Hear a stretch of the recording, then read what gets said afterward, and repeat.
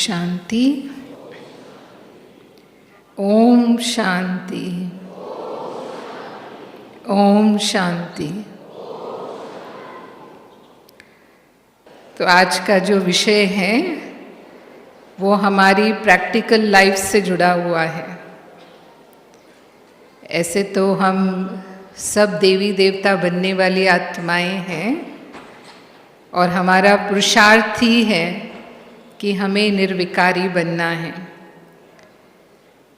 सभी विकारों पर पूर्ण विजय हम पाएं, ये हमारा लक्ष्य है।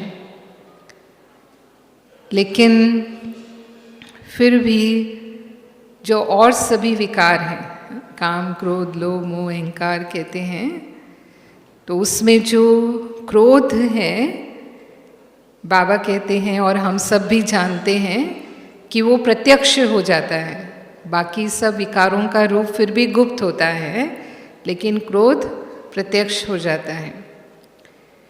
तो जब प्रत्यक्ष होता है तो उससे हमें ज़्यादा हानि होती है, और उसमें सबसे बड़ी बात तो होती है कि बाबा का नाम बदनाम होता है।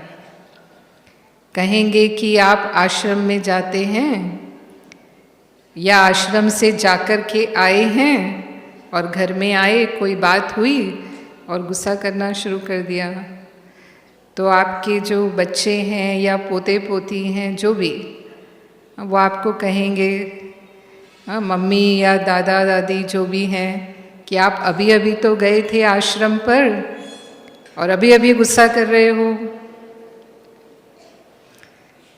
तो ऐसे कहीं भी जहाँ भी हम जाते हैं और यदि उनको मालूम है कि हम ब्रह्मा कुमारी से जुड़े हुए हैं, तो वो हमसे अपेक्षा करते हैं कि हमारा व्यवहार हर स्थिति में शांति वाला होगा। तो आपसे पूछते हैं पहले कि सभी भाई बहनें ये समझते हैं कि जो बाबा हमसे चाहते हैं कि हम गुस्से को जीतें, वैसे तो जब हम बीके बनते हैं तो काफ़ी हद तक हमारा गुस्सा पहले से कम हो जाता है, और बहुत लोग इस बात के लिए हमें कहते भी हैं कि आपका व्यवहार अब पहले जैसा नहीं रहा, उसमें बहुत अंतर आ गया है। लेकिन फिर भी गुस्से को पूरी तरह से जीतना, वो शायद मैं समझती हूँ जो ब्राह्मण यहाँ बैठे हैं उनमें से कोई ही ऐसा महसूस करते हैं कि हमें बिल्कुल भी गुस्सा नहीं आता है। तो जो ऐसा समझते हैं कि हमें कोई कैसा भी व्यवहार करे, कोई क्या भी हमें कह दे, या कोई कितनी भी गलती कर दे, तो भी हमें गुस्सा नहीं आता है। हम शांति से ही व्यवहार करते हैं, हम प्रेम से ही व्यवहार करते हैं। वो हाथ उठाएं। अच्छा 40-50 लोग हाथ उठा रहे हैं, तब तो कहेंगे आपको क्लास की ज़रूरत ही नहीं है। हाँ, तो जिन्होंने हाथ उठाया है, जिनको ऐसा लगता है कि क्रोध पर हमारी विजय हुई है, वो अपने लिए ताली बजाओ भले, या हम सब उनके लिए ताली बजाएंगे। और ये तो एक्चुअल में जो उनके साथ रहते हैं ना, दूर वालों से नहीं पता चलता है, जो 24 घंटे के साथी होते हैं वो सही रिपोर्ट दे सकते हैं कि वास्तव में गुस्सा आता है कि नहीं आता है ना। तो जब हम गुस्सा करते हैं तो हमें कई तरह से उसकी हानि उठानी पड़ती है। गुस्सा केवल एक विकार ही नहीं है, गुस्सा हमारे लिए बहुत हानिकारक भी है। गुस्सा तनाव का एक रूप माना जाता है, तो उसका हमारे शारीरिक और मानसिक स्वास्थ्य पर असर भी होता है। कहते हैं कि क्रोध एक एसिड की तरह है, और एसिड को जिस पात्र में डालते हैं वो उस पात्र को ही नष्ट करता है। तो ऐसे ही जो व्यक्ति गुस्सा करता है वो दूसरे को अधिक नुकसान नहीं पहुंचाता, उससे अधिक वो अपने आप को नुकसान पहुंचाता है। मनोविज्ञान कहता है गुस्सा थोड़े समय का पागलपन है। Anger is temporary insanity. जैसे पागल व्यक्ति को ये एहसास नहीं होता कि मैं क्या कह रहा हूँ, क्यों कह रहा हूँ, ये मुझे कहना चाहिए या नहीं कहना चाहिए। ऐसे ही क्रोध में किसी की भी स्थिति होती है, यानी क्रोध में मनुष्य का विवेक नष्ट हो जाता है और उस समय हमारे मुंह में जो आता है वो हम बोलते हैं, और ज़्यादातर हम ऐसे शब्द बोलते हैं जो दूसरों को दुख पहुंचाते हैं। कहते हैं कि तलवार का घाव भर जाता है लेकिन ज़बान का घाव नहीं भरता। कहने वाला शायद भूल जाता है पर सुनने वाला जीवन भर तक नहीं भूलता, और उसका असर हमारे संबंधों पर आता है। संबंधों में प्रेम खत्म हो जाता है, जिसके लिए भी हम ऐसे शब्द, कड़वे शब्द बोलेंगे, निश्चित है कि वो पहले वाला प्रेम तो रहेगा नहीं। और कई बार ये स्थिति होती है कि संबंध टूट भी जाते हैं हमारे। उसका असर काफ़ी समय तक बना रहता है। जब हम गुस्सा करते हैं तो हम खुद भी अशांत होते हैं और दूसरों को भी हम अशांति देते हैं। गुस्सा करके शांति मिल जाती है? क्या कहेंगे? नहीं मिलती ना। तो हमारे मन में बहुत नेगेटिव विचार चलते हैं। गुस्सा करने के बाद मन में टेंशन होता है, चिंता होती है, मन में बदले की भावना आ जाती है दूसरों के प्रति। फिर सोचते रहते हैं कि क्या ऐसा हम करेंगे जो इनका और अधिक नुकसान हो जाए, या इनसे हम अपना बदला पूरा कर लें। जैसे वैर भाव मन में पनपने लगता है, और जब भी उस व्यक्ति को देखेंगे कभी भी मन में अच्छे विचार आ ही नहीं सकते। ये स्थिति हमारे मन की होने लगती है। इसीलिए कहते हैं कि जहाँ गुस्सा होता है वहाँ पानी के घड़े भी सूख जाते हैं। बाबा कई बार मुरलियों में कहते हैं जीवन की सुख, शांति, समृद्धि को ये खत्म करता है। और फिर ब्राह्मण जीवन के हिसाब से तो ये विकर्म है। विकर्म किया माना 100 गुना दंड। वैसे हम जब अज्ञानी थे तब गुस्सा करते थे तो इतना पाप नहीं चढ़ता था, लेकिन ज्ञानी होकर के अगर गुस्सा किया तो फिर वो 100 गुना खाता बन जाता है। तो हमने जो कमाई की वो सारी कमाई सारे दिन में अगर एक गुस्सा एक बार भी हमने कर लिया तो वो कमाई हमारी गई। आप अमृत वेले उठे, आपने योग लगाया, आप मुरली क्लास गए, मुरली सुनी, जो भी अपने नियम मर्यादाएं हैं ब्राह्मण जीवन के वो सब पालन किया, ये जमा किया। लेकिन किसी कारण से गुस्सा भी कर लिया तो जो जमा किया वो खाता माइनस हो गया। तो इसीलिए गुस्सा हमारे लिए हर तरह से हानिकारक है। शारीरिक स्वास्थ्य की भी बात करें तो मेडिकल साइंस कहता है कि जब हम गुस्से में आते हैं तब हमारी हार्ट बीट बढ़ जाती है, हमारा ब्लड प्रेशर बढ़ जाता है, हमारे शरीर में ऐसे केमिकल्स बनते हैं जिन्हें कैटाकोलामिन्स कहते हैं। ये स्टिमुलेंट्स होते हैं। तो हमारे शरीर का सारा सिस्टम उत्तेजित हो जाता है। आप देखते हैं जो व्यक्ति गुस्से में आता है वो अपने हाथ पांव चलाने लगता है, क्योंकि मांसपेशियां तनाव में आ जाती हैं और मारने पीटने के लिए अपने आप हाथ उठने लगते हैं। सोचना भी नहीं पड़ता है, क्योंकि सारा ब्लड फ्लो कहाँ जा रहा है? मांसपेशियों में जा रहा है। दिमाग का ब्लड फ्लो कम हो जाता है और मांसपेशियों का ब्लड फ्लो बढ़ जाता है। हार्ट में जो खून की पंपिंग है वो बहुत कम हो जाती है, और कई बार जिनको अगर ब्लॉकेजेस हैं तो उनको एंजाइना हो सकता है। जब वो गुस्सा करते हैं, एंजाइना माना वो सीने में दर्द हो सकता है, अगर बहुत ही ज़्यादा ब्लॉकेजेस हैं और ज़्यादा गुस्सा किया तो हार्ट अटैक भी आ सकता है। और इसीलिए हार्ट पेशेंट्स को डॉक्टर कहते हैं कि बहुत गुस्सा नहीं करना, टेंशन में नहीं आना, चिंता नहीं करना, क्योंकि ये सब हमारे शरीर में ये हानिकारक केमिकल्स पैदा करते हैं।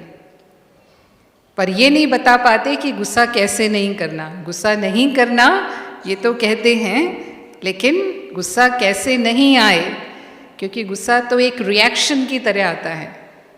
लोग अपने गुस्से की जो भावनाओं को व्यक्त करते हैं वो ज़्यादातर दो तरह से होता है। ज़्यादातर या तो हम ज़ोर ज़ोर से बोलते हैं, या फिर मारपीट करते हैं, चीज़ों को उठा कर के फेंक देना। उस अति में जाते हैं तो कोई लोग किसी को जान से भी मार देते हैं। दुनिया में लोग इस तरह से गुस्सा करते हैं। लेकिन हम बाबा के बच्चों का गुस्से का तरीका ये नहीं रहता है। ज्ञान में आते ही हम ये जो एग्रेसिव वे है इसको छोड़ देते हैं। दूसरा तरीका अपनाते हैं हम, जिसको कहते हैं सप्रेस करना। हम कहते कुछ नहीं हैं, चुप रह जाएंगे, हम नहीं बोलेंगे उस समय। गुस्से को पी जाना बोलते हैं इसको। लेकिन मन ही मन गुस्सा करेंगे, मन ही मन जो भी उसको हमें कहना है वो हम बोलते हैं। तो इसको हम कहेंगे कि हमने गुस्सा नहीं किया, तो उसका असर उतना ही होता है जितना हम ज़ोर ज़ोर से बोलकर गुस्सा कर रहे होते हैं। और छोटी छोटी बातों में, कई बार आप घर में हैं, जाते हैं, खाना बनाया है और पता चला कि मनपसंद सब्जी नहीं है, और एक तो मनपसंद सब्जी नहीं, ऊपर से उसमें नमक कम है, या जैसा टेस्ट आप चाहते हैं वैसा टेस्ट नहीं है, तो गुस्से में आकर के थाली उठाकर फेंक देंगे। हाँ, ऐसा भी गुस्सा करते हैं कई लोग। माँ देखती है कि बच्चे ने कोई ऐसी महंगी चीज़ है वो तोड़ दी, बिना सोचे समझे जाकर उसको थप्पड़ लगा देंगे। बाद में समझ में आता है कि ऐसा नहीं करना चाहिए, पर उस समय जो रिएक्शन होती है उस रूप में गुस्सा करते हैं। लेकिन ये दोनों तरह का गुस्सा, जैसे हम गुस्सा पी जाते हैं, मानो अगर हम दबाते हैं उसको, वो भी बहुत हानिकारक होता है, क्योंकि ऐसे में अगर हमें बार बार ऐसा करना पड़ता है तो फिर वो डिप्रेशन पैदा करता है, मन में हीन भावना पैदा करता है, और उससे भी कई तरह की बीमारियां होती हैं। और कई बार ज़्यादातर ऐसा जो है वो या तो अधिकारी के सामने, जो हमसे बड़े होते हैं, उनका हमें रिस्पेक्ट रखना है, उनकी बात हमें पसंद तो नहीं आ रही, गुस्सा तो आ रहा है, लेकिन रिस्पेक्ट रखना है तो हम चुप रह जाते हैं।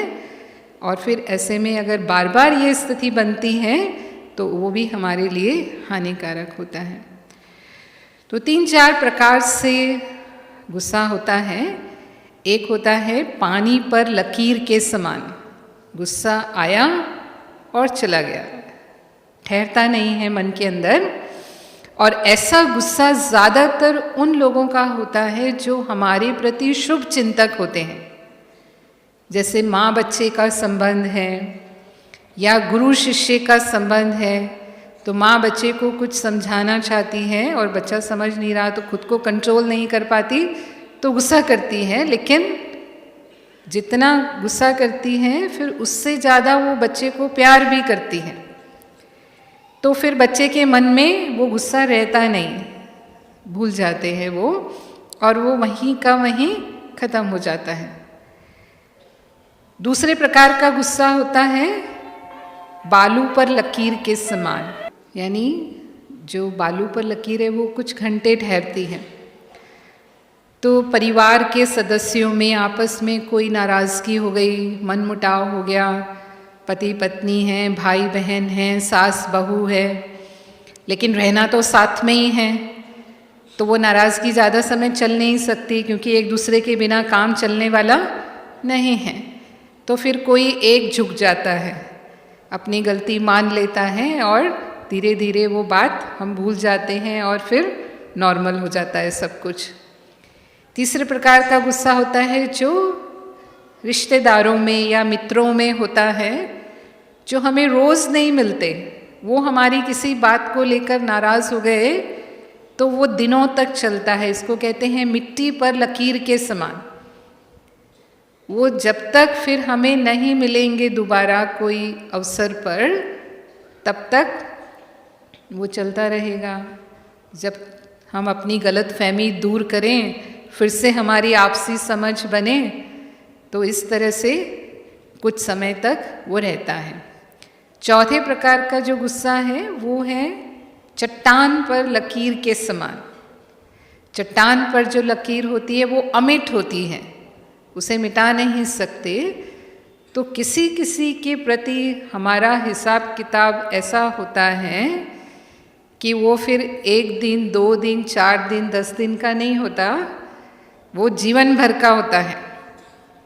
यानी वो गुस्सा जीवन भर चलेगा और केवल हम ही नहीं चलाएंगे उसको, वो वैर भाव जो रहेगा वो हमारी पीढ़ियाँ भी जो हैं वो उस वैर भाव से चलती रहेंगी और आत्मा दूसरे जन्म तक भी ले जाएगी उसको। यानी मानो दूसरे जन्म में मिल गए कहीं आपस में, तो उस आत्मा को देखकर अच्छा नहीं लगेगा। ऐसे लगेगा कि ये ना ही मिले तो अच्छा है।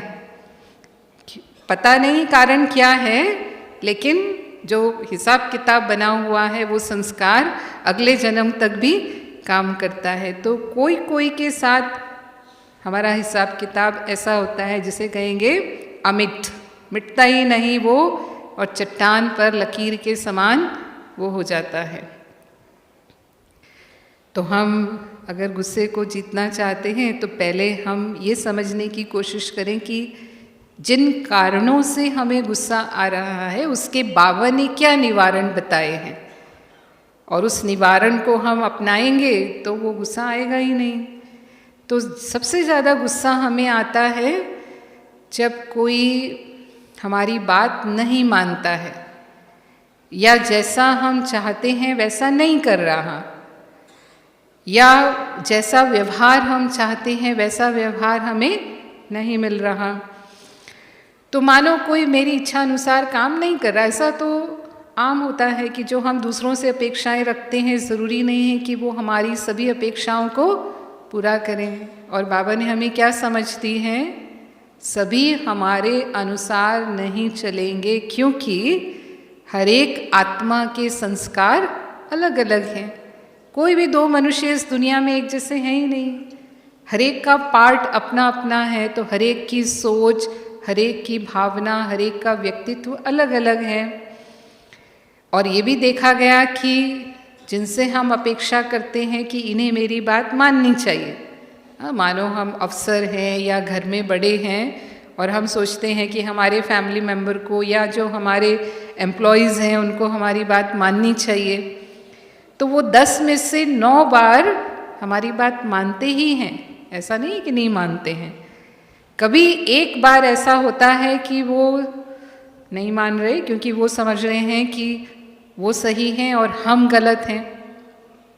तो ये भी संभव है। कभी हम गलत हो सकते हैं, हमेशा ही हम सही हों ये कोई ज़रूरी है? ज़रूरी नहीं है। तो अगर उनकी बात सही है तो फिर हमें मान लेनी चाहिए। पर यहाँ क्या हो जाता है, अहम आ जाता है। जब हम खुद को बड़ा समझते हैं, जिसको बाबा देह अभिमान कहता है, फिर हम दूसरे की सही बात को भी मानने को तैयार नहीं हैं। और हम क्या सिद्ध करते हैं, मैं ही राइट हूँ, मेरी ही बात मानी जानी चाहिए। तो यहाँ पर भी हमें ये समझना है, माना यहाँ अपने को ही हमें परिवर्तन में लाना है कि अगर वो सही हैं तो उनकी बात हम मान लें, और अगर कोई हमारे विचारों से सहमत नहीं है तो हम साक्षी हो जाएं। साक्षी होकर के उस आत्मा के पार्ट को हम देखें। दूसरी बात होती है, मानो कोई काम में गलती कर रहा है या काम नहीं कर रहा है, तो हम अपने गुस्से को जस्टिफाई करते हैं कि जो हम कह रहे हैं वैसा ही होना चाहिए। इतनी बार आपको समझा दिया, फिर भी आप बार बार वही गलती करते हो। तो सामने वाले को कई बार भय हो जाता है गुस्से को देख करके, तो वो चुप रह जाता है, वो नहीं कहता कुछ भी। लेकिन यहाँ उसके परिणाम क्या होते हैं? उनके जो मन की भावनाएं हैं वो हमारे प्रति बदलने लगती हैं। अगर हम गुस्से से काम कराते हैं तो फिर वो स्नेह सम्मान नहीं रहता उनका हमारे प्रति, और वो कभी भी दिल से काम नहीं करेंगे, मजबूरी से काम करेंगे। काम तो करना है तो मजबूरी से करेंगे, और इसीलिए जैसा काम हम चाहते हैं वैसा काम नहीं होगा। उस काम में कोई ना कोई कमी रह जाएगी, और फिर अवसर ढूंढते हैं वो कि कब हमें अवसर मिले और हम अपने उसका गुस्से का बदला लें। और जैसे ही उनको अवसर मिलेगा वो हमारे लिए कोई ना कोई समस्या ज़रूर पैदा करेंगे, और कई बार इसके परिणाम भविष्य में बहुत बुरे हो जाते हैं। कोई हमसे गुस्से से काम कराए मानो, तो हमें कैसा लगेगा? पसंद आता है? हमसे कोई गुस्से से काम कराए तो पसंद आता है? हमें लगता है काम तो करना ही है, लेकिन थोड़ा प्रेम से कह सकते हैं, थोड़ा रिस्पेक्ट से कह सकते हैं। तो जो व्यवहार हम अपने लिए चाहते हैं वही व्यवहार दूसरों को भी पसंद होता है। तो इसीलिए काम कराना है तो प्रेम से हम काम कराएं दूसरों से। हो सकता है कि एक बार में, कई बार व्यक्ति प्रेम से काम नहीं करेगा, दूसरी बार में करेगा, उसमें हमें थोड़ा धैर्य रखना पड़ेगा, लेकिन फिर जैसा काम हम चाहते हैं वैसा ही वो कार्य होगा। यहाँ भी हमें अपनी कंट्रोलिंग पावर को बढ़ाने की ज़रूरत है। बच्चों के लिए कहते हैं, बच्चे कहना नहीं मानते हैं। परिवार में सबसे बड़ा गुस्से का कारण बच्चों के लिए, अभी भी 2 दिन पहले बाबा की मुरली में था, आप सभी को याद होगा, क्या कहा बाबा ने? बच्चों के ऊपर गुस्सा करना है या नहीं करना है? बाबा ने कहा कभी भी बच्चों को थप्पड़ नहीं मारना है, उनको भी अपना भाई समझो। वो भले शरीर में छोटे हैं लेकिन आत्मा छोटी बड़ी नहीं होती है। यही कहा ना बाबा ने, आत्मा छोटी बड़ी नहीं है, वो आपका छोटा भाई है। प्यार से समझाओ। फिर कृष्ण का भी मिसाल दिया कि जैसे उसको ओखली से बांधते थे, ऐसा शास्त्रों में गायन आता है। तो कोई विधि अपनाओ वो अलग बात है, लेकिन गुस्सा नहीं करना है। ज़्यादातर क्या होता है, बच्चों को भी हम गुस्से में ऐसे शब्द बोल जाते हैं जो हमें नहीं कहने चाहिए। फिर आप जो कहते हैं वो बच्चे करने लगते हैं। आप चाहते हैं कि वो पढ़ें, टीवी नहीं देखें, ज़रूर किताब उठा लेंगे, किताब खोल के पढ़ रहे हैं। आप खुश हो जाते हैं कि देखा मैंने गुस्सा किया ना, तो अब ये पढ़ने लगा, लेकिन वास्तव में वो पढ़ नहीं रहा है। आपने क्या कह दिया उसको गुस्से में, वो उसके मन में चलता रहता है कि मेरी माँ ने या मेरे पिता ने मुझे ऐसा कहा। और कई बार बच्चे वो शब्दों को स्वीकार कर लेते हैं, वैसे ही बनने लगते हैं फिर, यानी उनका जो कॉन्फिडेंस होता है वो कम होने लगता है। और फिर जब वो थोड़े बड़े होते हैं आपका सामना करने लगते हैं, क्योंकि आपसे ही उन्होंने सीख लिया है कि अपनी बात मनवानी है तो गुस्सा करो। हमारे माँ बाप गुस्सा करके अपनी बात मनवाते हैं, तो अगर हमें भी अपनी बात मनवानी है तो क्या करना पड़ेगा? गुस्सा करना पड़ेगा। और आप क्या सोचते हैं, हमने ये तो नहीं सिखाया इनको, ये कहाँ से सीख गए? पर सिखाया किसने? सिखाया किसने? हमने ही सिखाया। तो ये सही तरीका नहीं है। बाबा हमें क्या कहते हैं, उनको भी आत्मा समझना है। हम उनके मार्गदर्शक हैं, ज़रूर हमें उन्हें समझाएं कि सही क्या है, गलत क्या है। कारण भी बताएं कि उन्हें ऐसा क्यों करना चाहिए और क्यों नहीं करना चाहिए। आज का ज़माना इंफॉर्मेशन टेक्नोलॉजी का ज़माना है। जब तक आप उन्हें नहीं समझाएंगे तब तक वो आपकी बात मानने वाले नहीं हैं। उन्हें हमें कन्विंस करना पड़ेगा कि इसके कारण इसको ऐसा करना है। और यदि वो कन्विंस हो जाते हैं तो ज़रूर वो करेंगे जो आप चाहते हैं उनसे। और अगर नहीं करते हैं अपने संस्कारों के कारण, मानो वो आपकी बात नहीं मानते हैं, तो भी फिर हम साक्षी होकर के उनके भाग्य पर उन्हें छोड़ दें। अगर वो गलती करते हैं तो अपने आप ठोकर खाएंगे, और कई बार व्यक्ति खुद ठोकर खाकर ज़्यादा सीखता है। किसी के कहने से शायद उसको समझ में नहीं आता, लेकिन जब खुद गलती करते हैं और पता चलता है कि ये मैंने गलती की, मुझे ऐसा नहीं, ऐसा करता तो मैं ज़्यादा सफल होता, तो अपने आप सीखेंगे। तो उन आत्माओं के पार्ट को भी साक्षी होकर देखें और बाबा के ऊपर छोड़ दें। हम ट्रस्टी हैं, वो मेरे बच्चे नहीं हैं, बाबा के हैं। जहाँ हमारा मेरापन होता है ना, जिसको मोह कहते हैं, और माताओं में ये ज़्यादा होता है, तो जहाँ मोह होता है वहाँ फिर हम उनसे बहुत अपेक्षा रखने लगते हैं, और वो हमें बहुत दुख पहुँचाती है कि मेरे बच्चे से हम चाहते हैं ये करे, ये भी थोड़ा क्लास में जाए, ये भी थोड़ा ज्ञान सुने, ये पढ़ाई में इतने अच्छे नंबर लेकर आए, जो भी इसके संस्कार ऐसे हों। हम सारा उसके प्रति सारा भविष्य हम निश्चित कर लेते हैं, और फिर जब हमारी वो अपेक्षाएं पूरी नहीं होती हैं तो मोह दुख देता है। तो फिर दुखी भी कौन ज़्यादा होता है? हम ही ज़्यादा दुखी हो रहे होते हैं। तो इसीलिए बाबा का है, और उस आत्मा का जो पार्ट है ड्रामा में, वो आत्मा अपना पार्ट बचाएगी। हमें सिर्फ शुभ भावना रखनी है, उस आत्मा के प्रति मेरी शुभ भावना रहे। फिर मानो कोई हमारी कमी निकालता है, हम संबंधों में रहते हैं तो हम सब में गुण अवगुण हैं, तो कोई हमारी कमी नोट करता है तो हमें कहता है, तो हमें पसंद नहीं आता। इंसान को अपनी कमी सुनना पसंद नहीं आता, अपनी तारीफ सुनना पसंद आता है। पर ज्ञान के अनुसार बाबा क्या कहते हैं? निंदा हमारी जो करे, मित्र हमारा सोई। तो क्या निंदा करने वाला मेरा मित्र हो सकता है? क्या कहेंगे? हो सकता है? हाँ, क्यों हो सकता है मित्र? बाबा कई बार कहते हैं कि जो ब्राह्मणों की दूर की नज़र होती है ना, वो कमज़ोर होती है। नहीं, दूर की नज़र तेज़ होती है और अपने नज़दीक की नज़र कमज़ोर होती है। तो दूसरों की कमियां तो हमें ज़्यादा दिखाई देती हैं, अपनी कमियां हमें दिखाई नहीं देती हैं। तो अगर कोई मेरी कमी बता रहा है तो ज़रूर कहीं ना कहीं 1% वो हमारे अंदर होती है।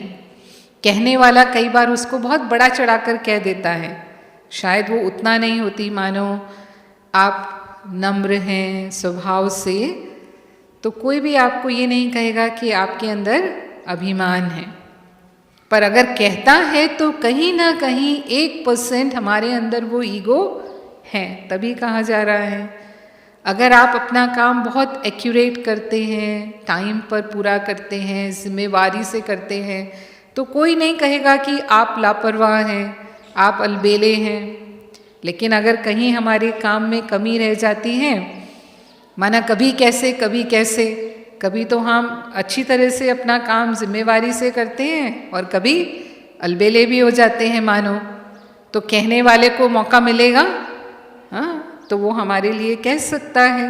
तो 1% भी कहाँ ना कहाँ वो कमी हमारे अंदर है, तभी कहा जा रहा है। तो वो कमी यदि हम रियलाइज करते हैं और उस कमी को दूर करते हैं, हम सब सर्वगुण संपन्न बनने का पुरुषार्थ कर रहे हैं।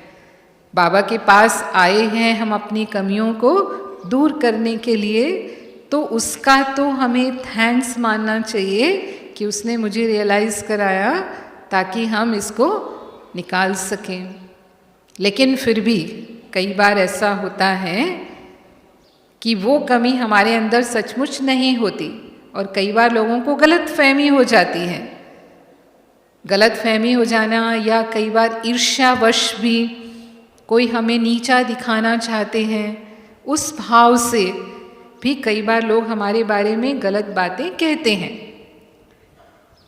तो हम स्पष्ट करें, या तो हम कोशिश करके उसको स्पष्ट करें कि भाई ये बात ऐसी नहीं है, ऐसी है। पर अगर उन्हें समझ में नहीं आता तो फिर हम उसे स्वीकार नहीं करें, अपने मन पर नहीं लें। एक बार मम्मा के बारे में ये बात आती है, जब साकार बाबा का समय था तब कचहरी लगती थी।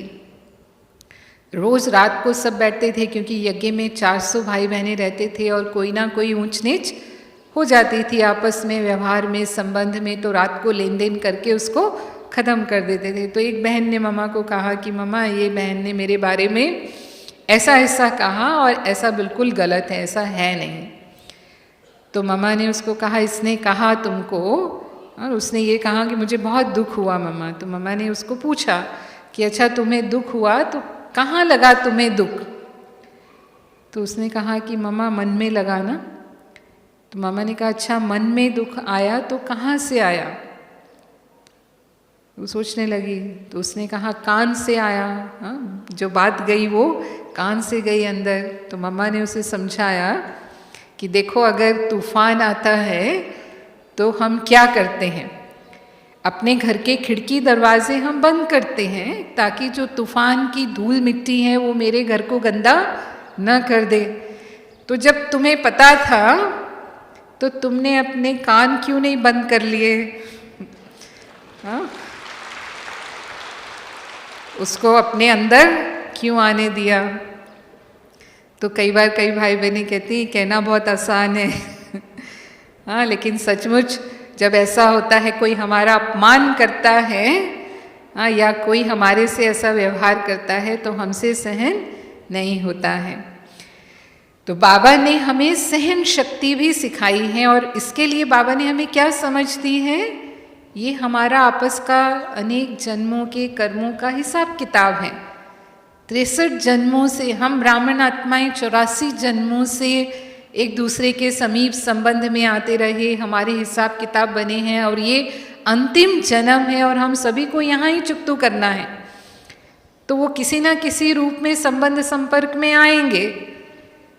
तो अगर कोई मेरा अपमान करता है या मेरे लिए कोई ऐसी बातें कहता है जो गलत हैं मानो, तो भी हमें उसके प्रति शुभ भावना, शुभ कामना रखनी है। उससे हम अपना हिसाब किताब चुकतू करेंगे।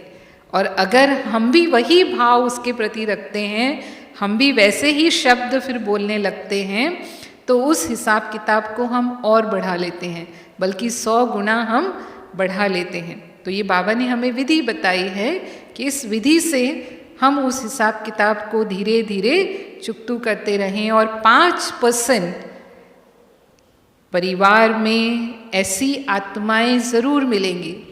95% से हमें स्नेह सहयोग मिलेगा, लेकिन 5% हिसाब किताब वाले भी ज़रूर हमारे सामने आते रहेंगे, जो हमें लगेगा पता नहीं इनको मेरे से क्या प्रॉब्लम है। हम इनके प्रति हमेशा अच्छा भाव रखते हैं, कभी भी हम इनका बुरा भी नहीं सोचते, लेकिन फिर भी पता नहीं क्यों, हाँ, वो पता नहीं क्यों वाली बात हमारे मन में आती है ऐसी आत्माओं के बारे में। माना पूर्व जन्मों का वो हिसाब किताब है जो हमें आज समझ में नहीं आता कि ऐसा क्यों हो रहा है। और वो भले हमें उसके लिए फिर अलग से योग लगाना पड़े, हमें मनसा सेवा करनी पड़े, लेकिन हम विशेष पुरुषार्थ करके भी उन आत्माओं के प्रति अपनी वृत्ति को शुभ भावना, शुभकामना की ही बनाएं। कभी कभी हम गुस्सा नहीं करते, दूसरे हम पर गुस्सा कर रहे होते हैं। जब दूसरे हमारे ऊपर गुस्सा करते हैं उस समय तो सहन शक्ति चाहिए ही चाहिए, क्योंकि गुस्सा गुस्से को जन्म देता है। दूसरे का गुस्सा सुन करके मुझे भी गुस्सा आने लग जाता है। तो ऐसे समय पर हम थोड़ा चुप रह जाएं, उस समय शांत रह जाएं, और मानो उसकी गलती है भी सही, कई बार हमें लगता है कहना भी चाहिए, तो भी हमें उस समय नहीं कहना चाहिए। उस समय हम बिल्कुल शांत रहें, और 10 मिनट के बाद या आधे घंटे के बाद कितना हम धैर्य रख सकते हैं, थोड़ा हम उसको पोस्टपोन करें, थोड़ा हम उसको टाल दें। और जब हम थोड़े समय के बाद फिर वो बात कहते हैं, तुरंत नहीं उसको जवाब देते, थोड़े समय के बाद कहते हैं, तो सामने वाला उसे समझ पाता है। और नहीं तो दोनों ही गुस्से में बात करेंगे तो दोनों ही एक दूसरे को नहीं समझ रहे। वो अपने को राइट समझ रहा है, वो अपने को राइट समझ रहा है, दोनों ही राइट तो गलत कौन, समस्या बढ़ती है हमारी। कभी भी समस्या का हल नहीं हो सकता। तो एक बार ऐसे ही एक ऑफिसर थे और उन्होंने अपने स्टाफ की मीटिंग रखी थी और उनको पता था कि आज मीटिंग में कुछ ऐसी बातें निकलेंगी जब मुझे गुस्सा आएगा और अगर मैंने गुस्से में जवाब दिया तो मीटिंग सफल नहीं होगी और ये बहुत ज़रूरी है कि मीटिंग आज सफल रहे।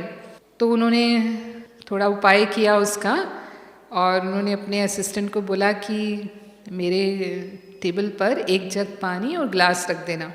तो मीटिंग के बीच बीच में जब भी कोई ऐसी बात होती थी वो आराम से ग्लास में पानी भरते थे, उसको पीते थे और फिर उसके बाद जब जवाब देते थे तो शांति से जवाब देते थे और इसके कारण सचमुच मीटिंग सफल हो गई।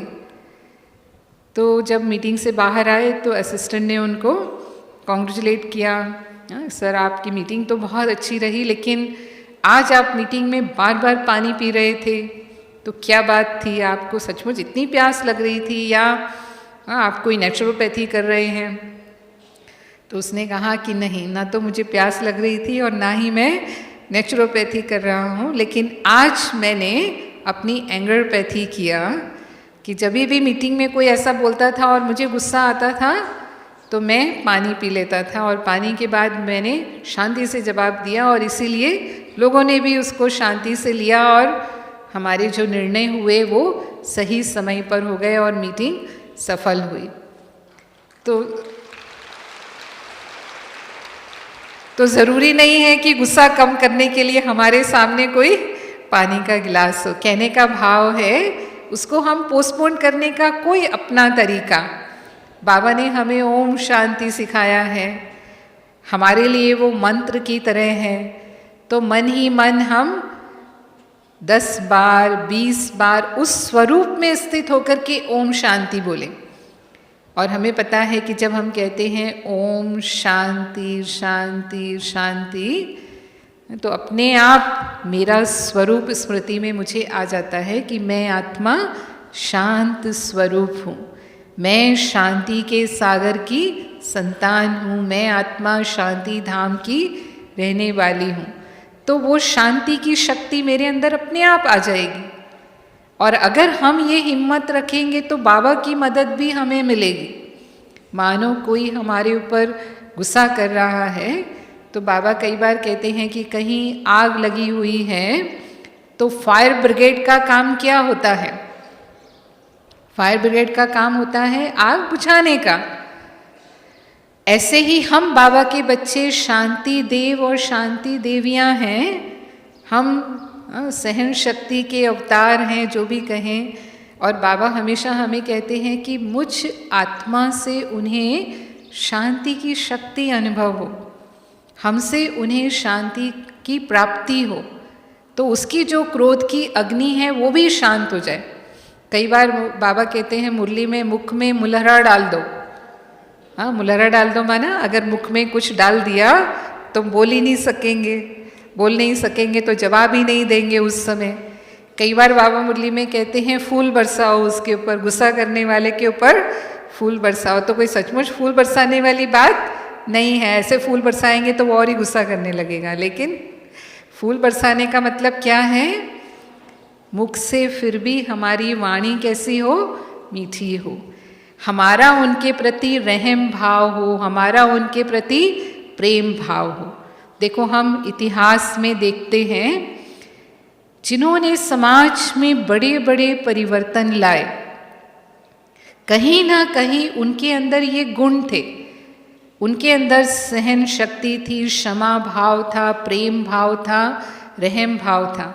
और वही उनकी क्षमा दूसरों के लिए शिक्षा हो जाती थी। वो गुस्सा करके नहीं समझाते थे किसी को। जैसे हम देखते हैं ब्रह्मा बाबा ने कभी बच्चों को गुस्सा करके नहीं समझाया। हमारी दादियों को हम देखते हैं कभी किसी को गुस्सा करके काम नहीं करवाते हैं या समझाते हैं। लेकिन जो उनका सबके प्रति प्रेम है, वो प्रेम ही दूसरों में परिवर्तन ले आता है। और जहाँ सहन शक्ति की हम बात करते हैं तो प्रेम से ही हमारी सहन शक्ति भी बढ़ती है। तो शास्त्रों में एक कहानी आती है विश्वामित्र और ऋषि वशिष्ठ की। दोनों ही समकालीन ऋषि थे, लेकिन वशिष्ठ जो थे वो ब्रह्म ऋषि कहलाते थे और विश्वामित्र राज ऋषि कहलाते थे। और इसका उन्हें बहुत जैसे द्वेष भाव था वशिष्ठ के प्रति कि वो ब्रह्म ऋषि हैं और मैं राज ऋषि क्यों हूँ, मेरे तप में और उनके तप में क्या अंतर है, हम समान ही तो हैं। और एक बार ऐसे ही किसी अवसर पर ऋषि वशिष्ठ ने उनको राज ऋषि भी कह दिया, तो इतना क्रोध आया उनको। वो ऋषि वशिष्ठ ने भी देखा कि विश्वामित्र को बहुत गुस्सा आया है और वो गुस्से में आकर कुछ भी कर सकते हैं। तो ऐसा ही हुआ कि जैसे ही गुस्से में थे वो, तो उन्होंने उसी दिन योजना बना ली कि मैं ऋषि वशिष्ठ का वध कर दूंगा, आज ही शाम को मैं जाऊंगा इनके आश्रम पर।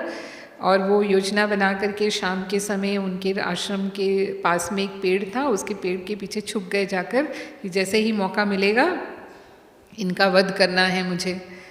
तो उस दिन पूर्णिमा का दिन था और आसमान में चांद जल्दी ही निकल जाता है और बहुत सुंदर लग रहा था। वो दोनों पति पत्नी आंगन में बैठे थे, आपस में ज्ञान चर्चा कर रहे थे।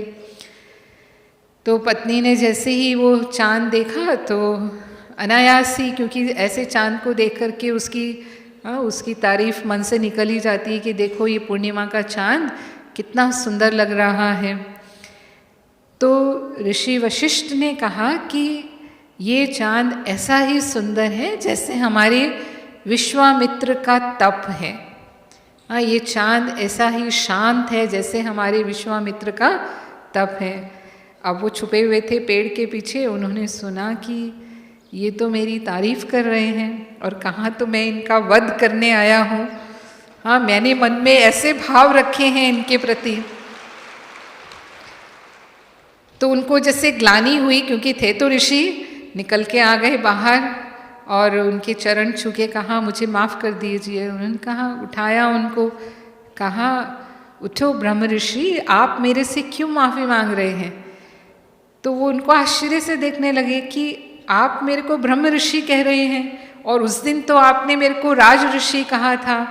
अगर यही ब्रह्म ऋषि आपने मुझे उस दिन कह दिया होता तो आज मैं आपको वध करने का विचार लेकर के आपके आश्रम में नहीं आता। तो उन्होंने कहा कि नहीं, उस दिन आप सचमुच राज ऋषि थे, लेकिन आज क्योंकि आपका अहंकार खत्म हो गया, आपके अंदर नम्रता आ गई, उनके चरण छुए उन्होंने, तो आज आप सचमुच ब्रह्म ऋषि हो गए हैं।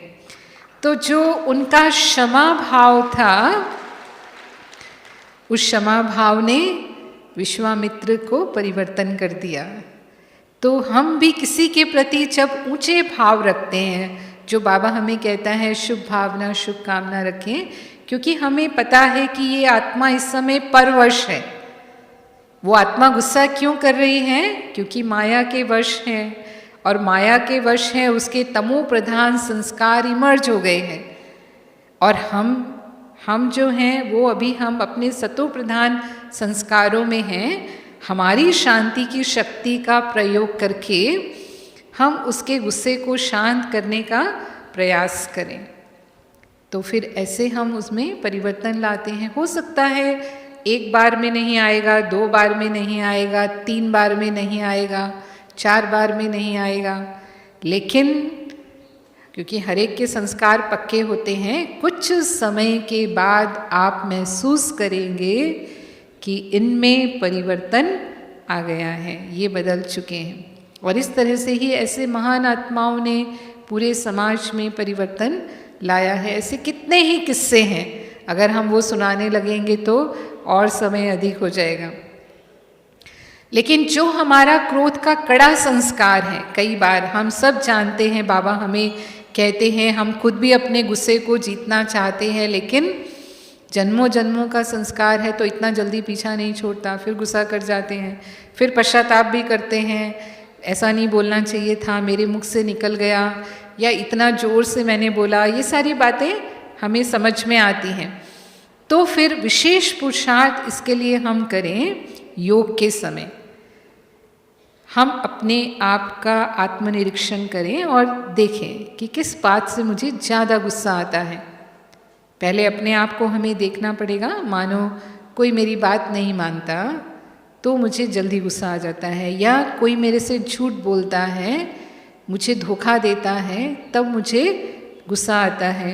या जो भी मतलब बच्चे हैं ऐसा करते हैं तब मुझे गुस्सा आता है। तो जो भी कारण समझ में आता है, बाबा ने उसका हमें क्या निवारण बताया है। ज्ञान तो हम सब जानते हैं, उस निवारण को भी अपने मन में स्मृति में लाना है। तो पहले हम आधा घंटा पावरफुल योग करें, तब हमारा सबकॉन्शियस माइंड जो होता है वो ओपन हो जाता है, क्योंकि संस्कार हमारे सबकॉन्शियस माइंड में होते हैं। और उस समय हम अपने आप को खुद समझाएं वो योग करने के बाद कि ये ऐसा करता है इसीलिए मुझे गुस्सा आता है, और अब भले ही ये ऐसा करेंगे तो भी मुझे गुस्सा नहीं करना, क्योंकि वो कारण निवारण आप अपने आप को समझाओ, क्योंकि बाबा के ज्ञान के अनुसार मुझे ऐसा नहीं ऐसा करना है ना। जो भी कारण आपको समझ में आया, और फिर हमने सारे दिन हम कर्म व्यवहार में आए और वही परिस्थिति हमारे सामने आई, फिर भी हमें गुस्सा आ गया। मानो हमने सोचा, अपने आप को समझाया, फिर भी गुस्सा आया, लेकिन आप देखेंगे कि अब उसकी इंटेंसिटी पहले से कम है।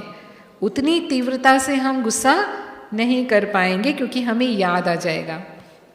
और ऐसा हो सकता है कि कुछ बार हमें करना पड़े, जैसे कहते हैं 21 दिन तक हम उसका निरंतर अभ्यास करें। अगर हमें संस्कार परिवर्तन करना है तो कम से कम 21 दिन, नहीं तो उससे भी डबल कई बार हमें करना पड़ सकता है, कितना हमारा कड़ा संस्कार है। और फिर आप देखेंगे 10 बार 11 बार आपने कोशिश की, और उसके बाद वही परिस्थिति है, लेकिन अब आपको गुस्सा नहीं आ रहा, आप उस पर विजय पा लेते हैं। तो ये अपने आप में परिवर्तन हम फिर महसूस करते हैं। तब हम कहेंगे कि क्रोध पर सचमुच हमने विजय पा ली, कि वही परिस्थिति जिसमें पहले मुझे गुस्सा आता था, अब वही परिस्थिति आने पर भी मुझे कोई प्रभाव नहीं, मेरा मन फिर भी शांत है, मेरी अवस्था फिर भी अच्छी है।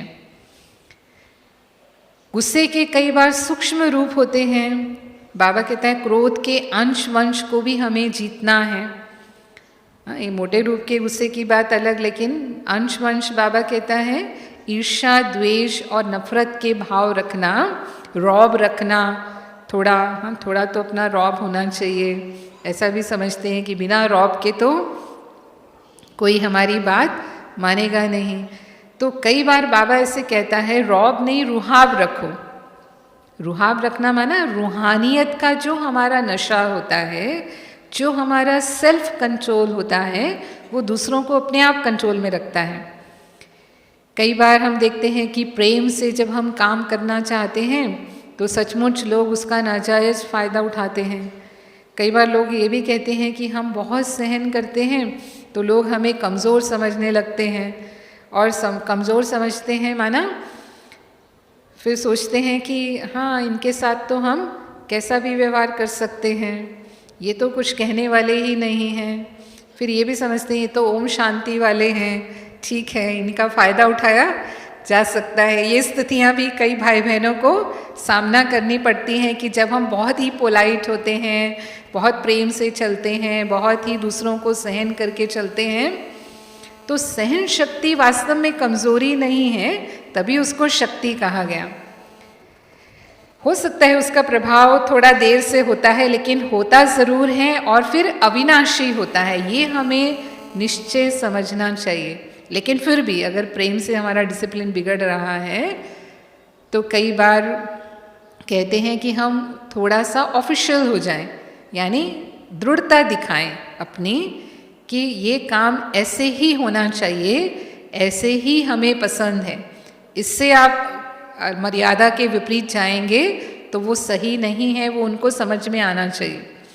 तो इसके ऊपर भी एक शास्त्रों में बहुत अच्छी कहानी आती है कि कैसे हमारी वो एक्टिंग, सिर्फ एक थोड़ा रूप दिखाना उसका, जिसको कई बार लोग आँख दिखाना कहते हैं, पर वास्तव में आँख दिखाने की भी बात नहीं है, लेकिन थोड़ा उस रूप में हम ऑफिशियल हो जाएं, गंभीर हो जाएं, अंतर्मुखी हो जाएं, तो उनको समझ में आ जाएगा कि हमें ये बात पसंद नहीं है और ये इस मर्यादा अनुसार ही होना चाहिए या इसका ये संयम और अनुशासन बना रहना चाहिए।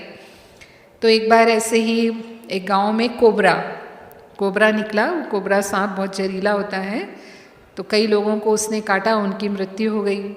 तो लोग बहुत डर गए उस गांव के कि ये कोबरा कभी भी निकलेगा और किसी को भी काटेगा। तो उसी समय उस गांव में एक संत आए और उनको पता चला कि इनको सांपों को वश करने की सिद्धि है। तो पहुंच गए उनके पास कि हमारे गांव में एक कोबरा है, वो कभी भी निकलता है और कितने लोगों को उसने काट लिया, उनकी मृत्यु हो गई, तो आप उसको वश कर दीजिए। हमने उसे ढूंढने की कोशिश की, मारने की कोशिश की, लेकिन वो हमारे वश में नहीं आता है। तो वो संत ने मंत्र जपा और वो सांप को अपने सामने बुला लिया और उस सांप को मंत्र से ही वश करके कि अब वो किसी को भी नहीं काटेगा, ऐसा करके छोड़ दिया। तो ऐसा ही हुआ। उसके बाद से वो कोबरा निकलता था लेकिन किसी को काटता नहीं था। वो निकलता था क्योंकि उसको अपना भोजन शिकार तो चाहिए, लेकिन गांव वालों को अभी मौका मिल गया कि अब ये कोबरा तो काटेगा नहीं, तो इसको जान से ही मार दो, ना रहेगा, बांस ना बजेगी। बांसुरी तो लट लेकर के और वो पीछे पड़ जाते उसके, लेकिन वो फटाफट बिल में घुस जाता, वो शिकार नहीं कर पाता। तो कई घाव हो गए उसके और बिल्कुल दुबला पतला हो गया क्योंकि कुछ खा नहीं पा रहा था। मरने जैसी हालत में वो कोबरा पहुंच गया। कुछ दिनों के बाद फिर वो संत आए। फिर उन्होंने गांव वालों से पूछा कि अब कैसा है, तो बोला कि हाँ, आपका बहुत बहुत हम शुक्रिया मानते हैं, सचमुच वो कोबरा ने उसके बाद किसी को नहीं काटा है। फिर उन्होंने सोचा देखते हैं उस कोबरा की क्या हालत है। तो फिर मंत्र जप के उन्होंने फिर कोबरा को बुलाया अपने पास, तो देखा कि ये तो मरने जैसी हालत में पहुंच गया। तो पूछा उसको, सांप को, कि तुम्हारी ये हालत कैसे हो गई? तो उसने कहा कि आपने मुझे वश किया, किसी को काटना नहीं, तो लोगों ने मुझे इस हालत में पहुंचा दिया, मैं कुछ खा पी भी नहीं सकता हूँ। तो फिर साधु ने उसको समझाया कि ज़रूर मैंने तुमको काटने के लिए मना किया, लेकिन मैंने तुम्हें फुफकारने के लिए मना तो नहीं किया। हाँ, तुम अपना फन तो दिखा सकते हो, तुम फन दिखाओगे लोग डर के भाग जाएंगे, तुम्हारे कोई नज़दीक नहीं आएगा। तो समझ गए आप, वो क्या है, काटना नहीं, सिर्फ एक्टिंग करना है, सिर्फ दिखाना है, फन दिखाना है। तो कभी कभी हमें अगर जरूर, क्योंकि कलयुग का समय है और आत्माएं बहुत तमो प्रधान हैं, बहुत विकारी हैं, तो कई बार सचमुच हमारा वो प्रेम का स्वरूप काम नहीं करता है, तो थोड़ा सा वो ऑफिशियल रूप हम ले सकते हैं। तो ये कुछ विधियाँ, तरीके जो बाबा हमें बताते हैं, उन्हें हमें धारण करना है, उन्हें हमें स्मृति में रखना है और प्रयोग करना है। तो समय पर हम उसे प्रयोग करेंगे तो ज़रूर हम क्रोध पर विजयी होंगे, और क्रोध पर विजयी होंगे तो और विकारों को जीतना भी हमारे लिए आसान होगा। बाबा कई बार कहते हैं जैसे गुणों का आपस में संबंध होता है, ऐसे ही विकारों का भी आपस में संबंध होता है। तो अगर हमने एक भूत पर जीत पा ली तो अन्य भूतों को जीतना भी आसान हो जाएगा। ठीक है, ओम शांति।